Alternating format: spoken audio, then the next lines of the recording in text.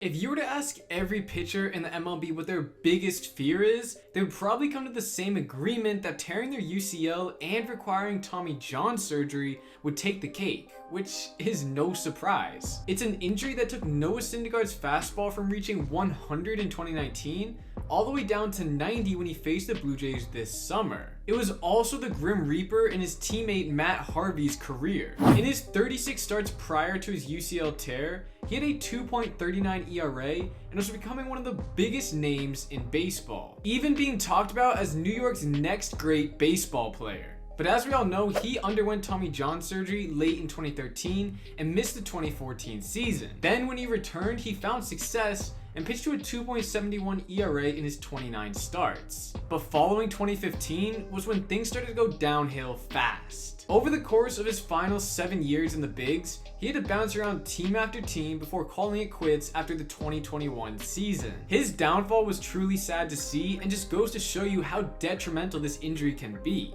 And it was also looking to be the same case with Blue Jays relief pitcher Tim Mayza, who tore his UCL mid-pitch in 2019. Oh, yes, sir. No. Oh, boy. That's a pitcher's nightmare.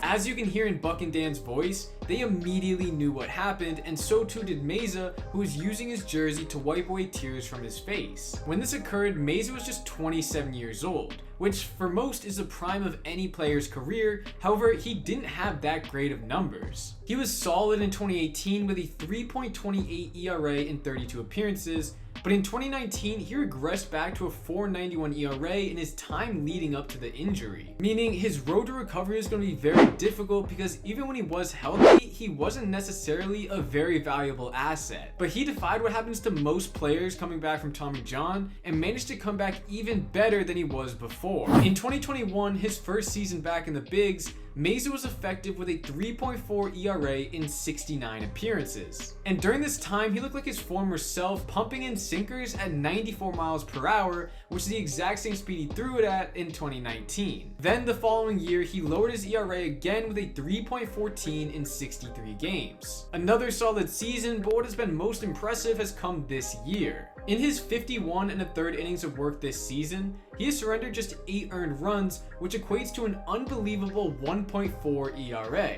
This figure is by far the best on the Jays and is only trailing Chris Martin, Josh Hader, and Brusdar Graterol for the lowest in the entire league. But now for the most unbelievable stat of them all is that if he continues at this ERA or even improves it just a little bit, then it'll be the best ERA among a relief pitcher in Blue Jays franchise history. A record that has stood since 2007 when BJ Ryan had a 1.37 ERA in 72 and a third innings pitched. But what has allowed Mayza to become this elite bullpen arm just a few years removed from one of the most catastrophic injuries a pitcher can have? Well, after doing some digging, it could be due to his change in pitch usage. In 2017, he used a slider and fastball at the same rate.